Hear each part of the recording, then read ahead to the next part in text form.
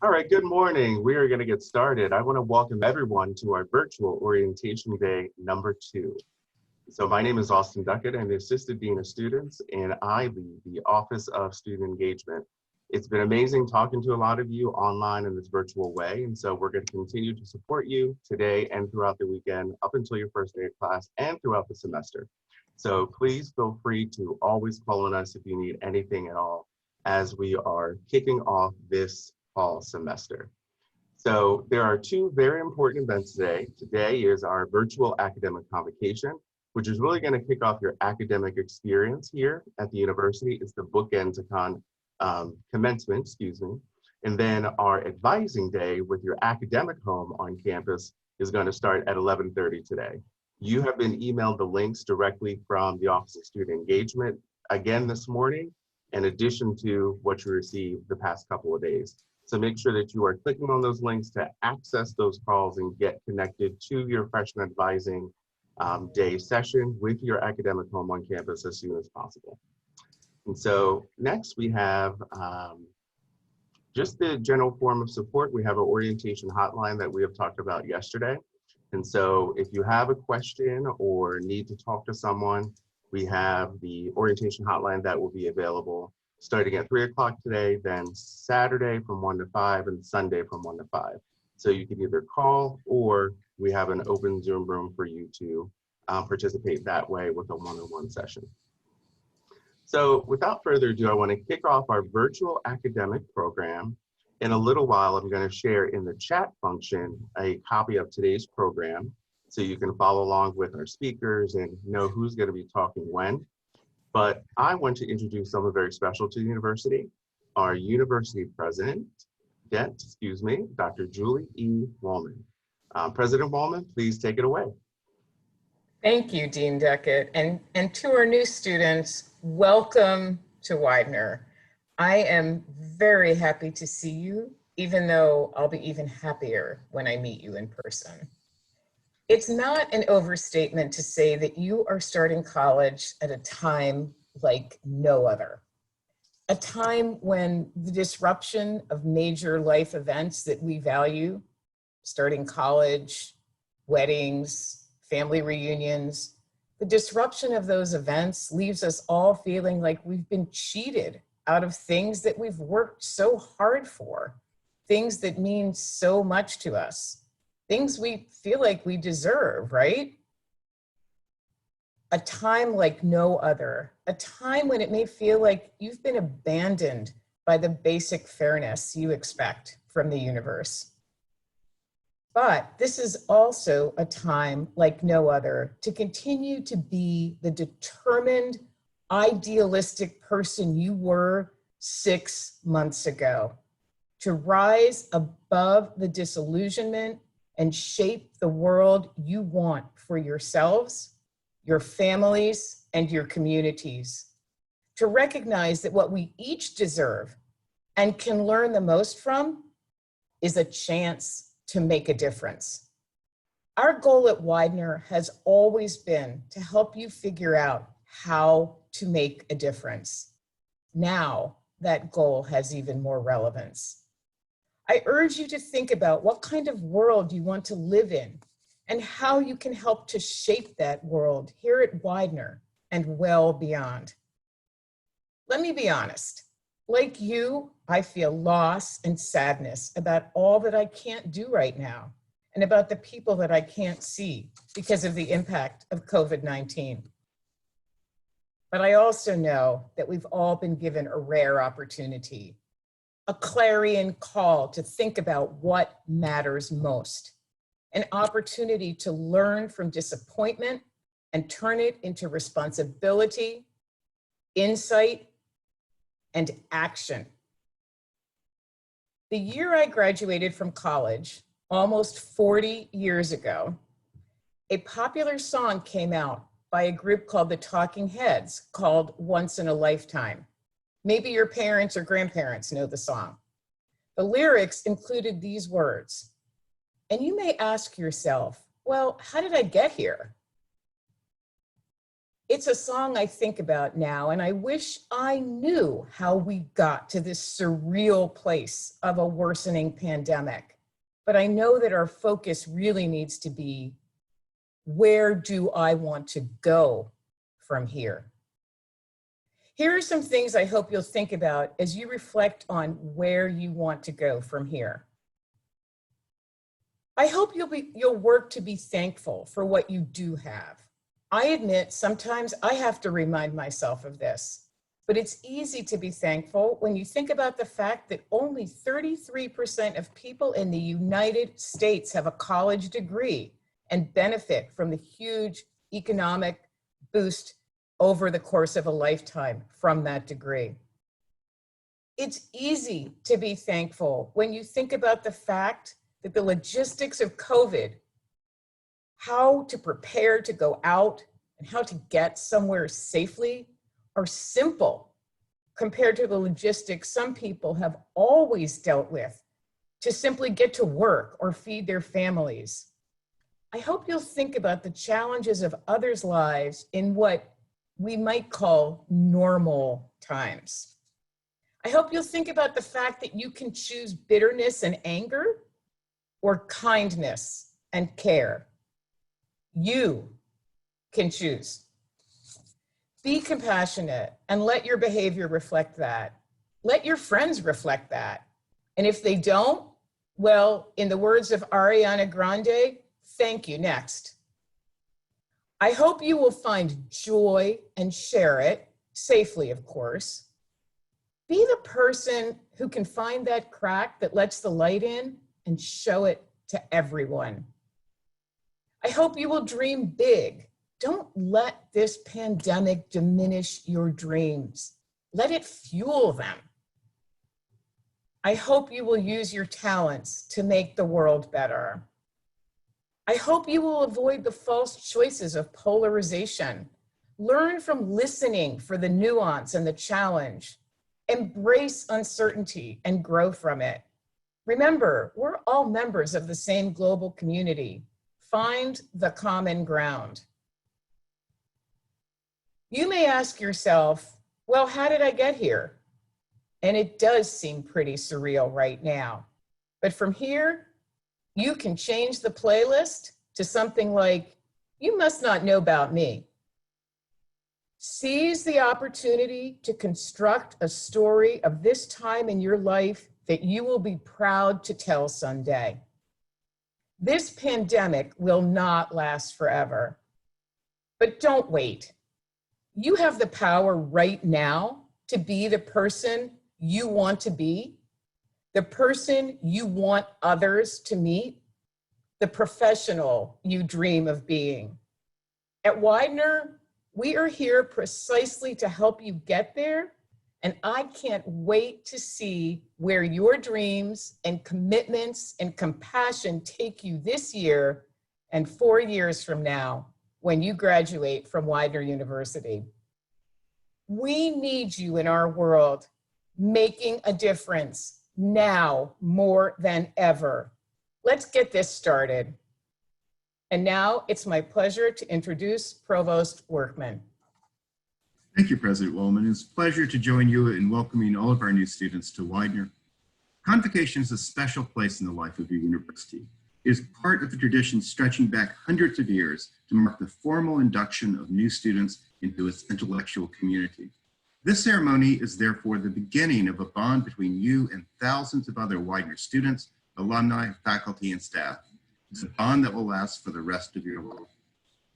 As you become part of the Pride, I want you to know something more about the community that you are now joining. We recently engaged in a campus-wide conversation on the future of Widener. As is appropriate for such a venture, we took that opportunity to reflect on our mission as an institution, ask ourselves who we are and to what are we committed. The resulting mission statement is unlike most such documents. It's quite brief, only 11 words, but it powerfully states what Widener is all about. Here it is: empowering our community of learners to discover and create better futures. Every word of that brief statement is carefully chosen, and it's worth unpacking it a bit. The first word, empowering, is perhaps the most important. Our goal is not to treat you as mere consumers of knowledge, but to give you the skills, the knowledge, the questions, the ability to think for yourself, become someone who has the agency to change their life and the world. The phrase community of learners is a recognition that education is not a solitary pursuit, but happens best in a community in which everyone, students, faculty, and staff, is constantly searching for and sharing new knowledge. Every classroom, every meeting, every major, every school, the whole university is a community in pursuit of knowledge. The final part of that statement, to discover and create new futures, is our vision of the goal of education. For you, the individual student, this means we will help you to come to know yourself, to chart your own path in life. As a university, we investigate the great questions and challenges of our disciplines, of our communities, of society, and humanity at large. And we endeavor to shape a future that is better than the past. This is righteous and important work. It may seem a bit daunting now. We have an amazing group of guides in our community of learners, our faculty. I've been in many institutions, but the faculty at Widener is the most committed I've ever seen to student success, to student learning. And it's appropriate that we have one of our esteemed colleagues here today from the faculty to deliver the keynote address. It's my great pleasure to introduce to you Jayne M. Thompson, Assistant Professor of English and Director of the Chester Community Writing Center. Jayne? Thank you so much, Provost Workman. Welcome new students and new families and friends, and greetings, colleagues. Students, I am delighted to speak to you today as you stand on the cusp of an exciting new experience. I'm humbled to be asked to welcome you to Widener University, a place I have considered home for almost 25 years. I walked onto campus the other day, and I could feel this loved and familiar place physically comforting me. You will soon understand this feeling, and the best part of all is that the feeling never leaves, even when you're far from campus, even when we can't be physically together. As new students, you may have barely experienced being on campus physically, but that feeling comes from being part of Widener. I don't have to physically be on campus to experience it. Widener, its people, and its values are deep inside me, deep and rooted. Widener will always be home to me and to you. I was asked to speak to you today on the theme of home, the theme of our common first-year experience, a theme that will emerge in your courses, your living learning communities, and campus events. When I first proposed the theme, I had no idea that we would be spending so much time inside our homes. Working from home, wearing a nice shirt and pajama pants, taking classes on Zoom with our siblings running behind our chairs, streaming an absurd number of hours of Gossip Girl, watching TikTok videos of cats playing piano, and worrying. My own pandemic struggle has been complicated by a war with squirrels. They pushed the bait dish for the have a heart trap under the trap release so that the door would stick and they could eat the peanut butter at their leisure. I named them Ralph Jr., and Susie to make them beings I could reason with. It didn't work. I have tried the exclusion method, but the roofers warned me, we've seen squirrels move mountains and tons of roofing material to make a home. So now Ralph Jr., Susie, and I are in a standoff. I stare at them from behind the dining room window. They stare with little black eyes doing that side-eye thing they do, as if to say, you won that battle, but you will lose the war. Seems most creatures will go to any lengths to make a home. What I wanted to explore with students when I suggested that we adopt home as the common theme, the theme of the common experience, was the meaning of home for each student individually, because it is different for each of us. I also wanted to investigate home as longing and belonging in the terms of this land we now call the United States, researching indigenous people who first made this land home, settlers who came and staked a claim, and the violence that ensued sometimes, enslaved people captured and forced to work and endure violence while longing for a home far away, and the waves of immigrants from so many lands arriving on our shores and at our borders. I wanted to talk to students about how it feels to long for and search for a place to belong. I wanted to discuss homelessness, political unrest. Oh, remember to vote, by the way, register and then vote. Climate change, and students' own hopes and dreams for the planet and their place in it. The pandemic has made me look more deeply into the concept of home, and not just because I'm home nearly 24/7 these days. I have come to see that home isn't just the place, the physical space. I have come to understand that home is inside us, that all of our experiences have amassed in the creation of who we are and who we will become. Home is that space within that we carry, where we carry those we love, our belief systems, our hopes, and our ideas, all the things that make you, you. Indeed, longing and belonging in terms of home are at the heart of the matter for me. Maybe this is because I spend a lot of my time teaching in prisons and juvenile detention centers with people who talk often about going home, who long to go home, even if that home and its people are long gone, even if home was an inhospitable and even frightening place. I want to share a piece of writing on the theme of home with you from a man incarcerated at SCI Chester, right here in Pennsylvania. I think it is a requirement that when speaking in public, English professors must weave in at least one poem. The author's name is Micah.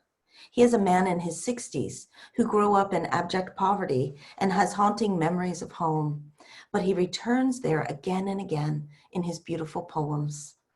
And here's his poem, The Chop Tank. I still remember the first time he read it. I just had chills. It's so beautiful.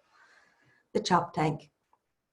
We all remember when we lived in the old dilapidated plantation mansion near the Choptank River, wind whistling through broken windows at night, stories of slave ships on the Choptank shrieking down the chimneys, the echoes of field slaves haunting the winter cold.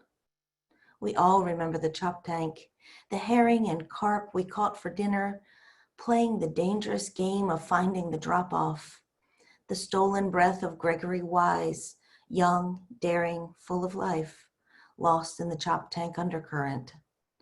We all remember the Choptank, not too far from Tuckahoe, Maryland, the land that birthed Frederick Douglass, the swimming, giant tugboats, food, the river giving us sustenance, including the dream of the great ship gliding on the Choptank to spirit us from our daunting life, the imaginings of slaves long ago.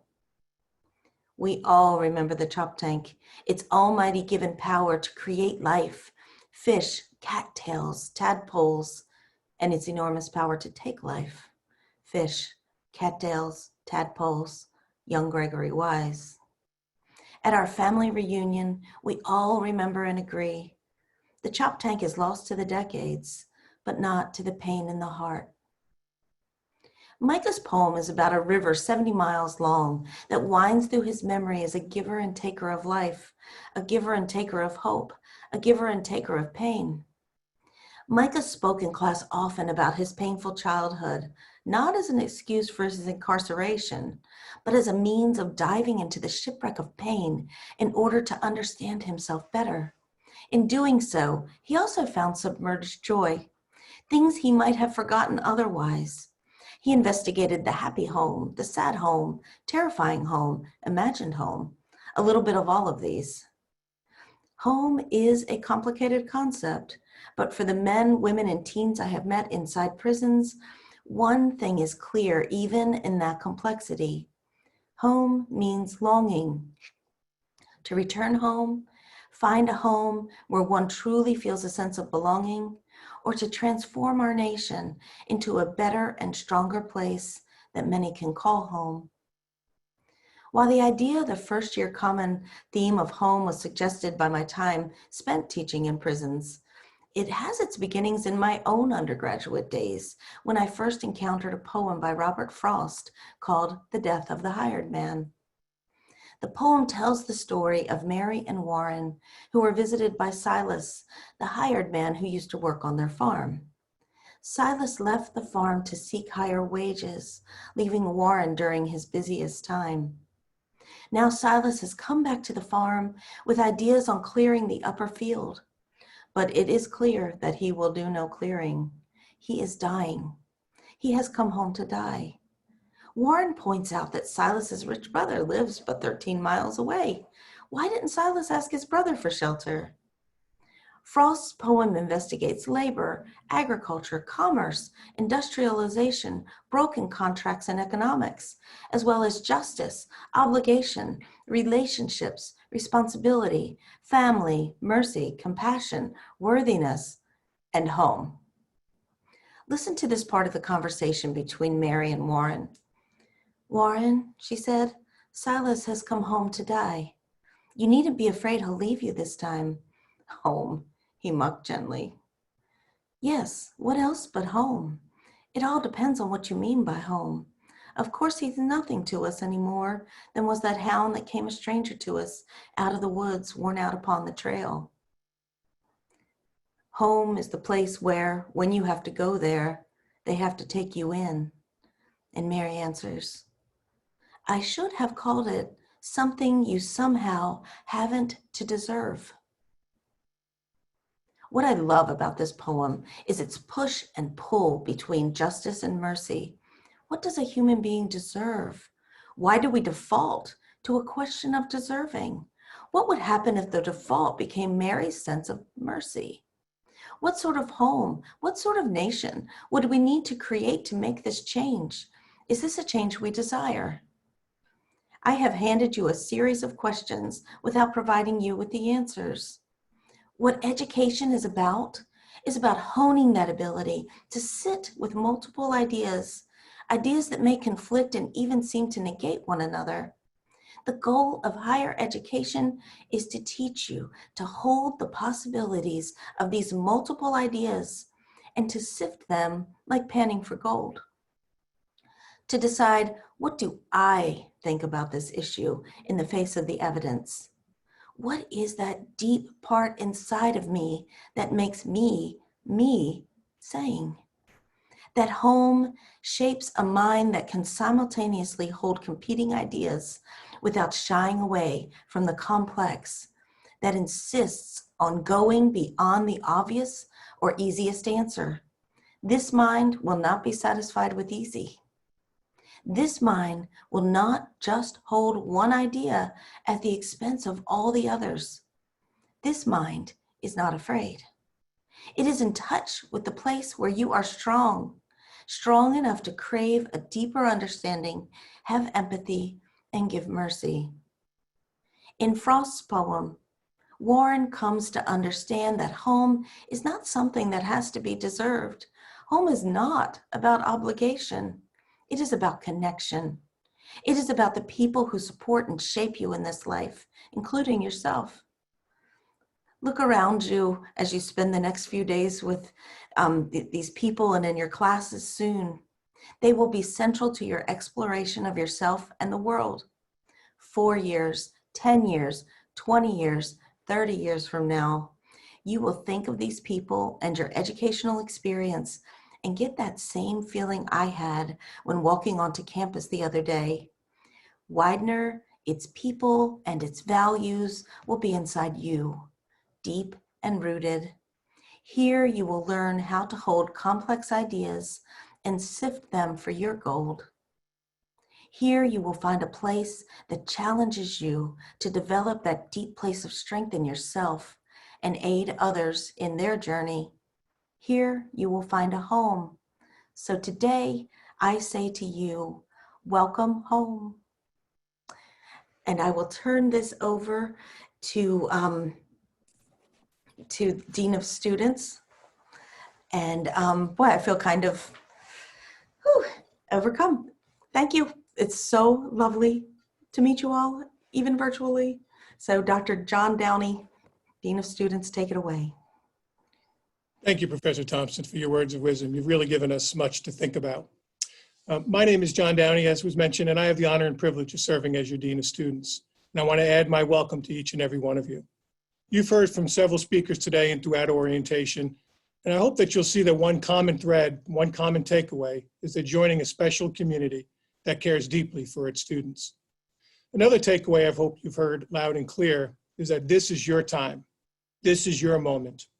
You don't have to wait for your college experience to begin until the pandemic ends. Your experience begins today. Now, I know it's a challenging time, but it's also a great opportunity, as President Wollman mentioned. An opportunity for you to find out some things about yourself, your character, your grit, your determination. You've learned about some of that already yesterday. Now, sometimes people tell students that college is a time to, quote, find yourself. Maybe you've heard that before. I don't think so. You're not lost. After all, we're all stuck at home. Nobody's getting lost anymore. Sorry, was that too soon? College really isn't a time to find out about yourself. It's really a time to reimagine and reinvent yourself. And what a wonderful time to do so. With all that's happening in our nation, coming to terms with systemic racism, economic recession, and again, a global pandemic, it's a great time for self-reflection. And you've chosen the right place to do it. I hope it puts your mind at ease to know that you're joining an institution with 200 years of experience. Widener's been through a lot. We've been through a civil war, 2 world wars, a Great Depression, and yes, even a global pandemic. Each time we've come out better and stronger on the other end, and we'll do so again. But this time, you will be a part of that history, and you too will come out better and stronger on the other end. So today begins your time at Widener.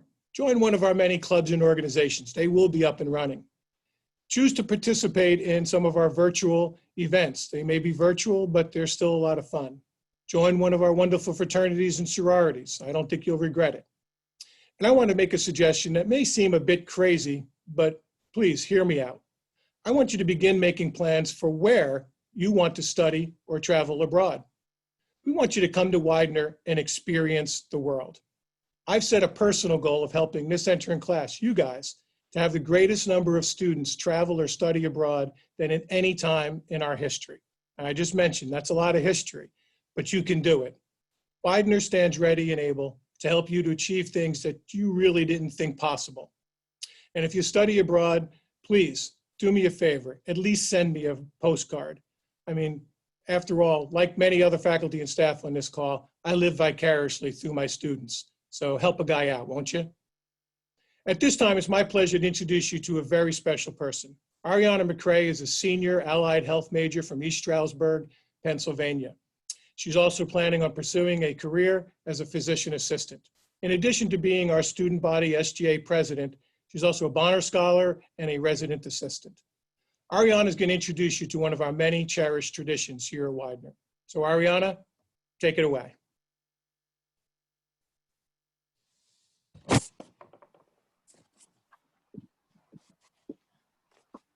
Hello and welcome, class of 2024. My name is Ariana McCrae, and I'm a senior allied health major hoping to become a physician's assistant. And I am your SGA president for the academic year of 2020-2021. Now I remember 3 years ago being in your position as an incoming first year student and not knowing what to expect. I was excited, I was eager, I was nervous, but I was ready to get started. I never knew what would happen in these next 3 years, but it all started here. I remember standing here and noticing that I will become bigger than what I ever expected. I never thought I would be SGA president addressing you guys today, but this goes to prove that anything is possible and that the sky is the limit. I encourage you all now to write down on a piece of paper or on your phone all of your goals and dreams that you have for the upcoming 4 years. When you complete every year leading up to your senior year, look back at your goals and think, am I reaching my goals or am I creating new ones? I know that your senior year has been like no other, and that you did not expect to not be here on campus right now in front of me while I speak to you. But look at this day as a new beginning. I can understand how you feel because my sister Ariel McCrae is a part of your class here at Widener. She's a first year student, and I want you guys to always remember, like I told her, Forward ever, backward never. What you choose to do at this time is up to you, and it's what you make it. Reach out to clubs and organizations that you're interested in and look ahead to get a head start to become a leader on campus. Attend as much programs as you can, because we all get Zoom fatigue, and start laying down a foundation for the next 4 years. Be the change you wish to see in this world, and seize every opportunity that you can, and learn from the mistakes that you will make. Reach out for support whenever you need it from the personal student success team, and embrace it. It's important to remember you don't have to struggle at all. Widener has so many opportunities to make sure that you're successful. You're bettering yourself and your experience. Ask for help at any time, and know that your call will always be answered. You all have the potential to change Widener for the better in your own way. Many of you may question why I'm standing here on the specific part of campus. This area is where I knew I'd become bigger than I am. The Pride Statue ceremony is the longstanding tradition for students at Widener to touch the nose for pride, and you normally do it when you're gonna take a big exam or any large assignment. And it's basically for good luck. Chester represents our strong foundation and past. Melrose represents our agile and flexibility. And I don't know if you see Little Legacy, but he represents you, our student body, and also our future. One thing that is good about Pride is that it will always be here. So whether you come today, next week, or next semester, please make a point to touch the lines on their nose for good luck. I want you to all stay safe and wear your mask while on campus, so then you never get sick. Mae Jemison once said, "It's your place in this world. It's your life. Go on and do all that you can with it, and make it the life you want to live." Oh, and Ariel, reach for the stars. Class of 2024, together we will embrace it, and I will do it with you virtually until we can meet again. One final reminder, I need you all to be checking your Widener email consistently. You'll learn that in the next 4 years, and for important updates. In fact, please don't forget to check your email for detailed instructions to attend advising day meetings. Congratulations, and I'm very proud of you. Good luck.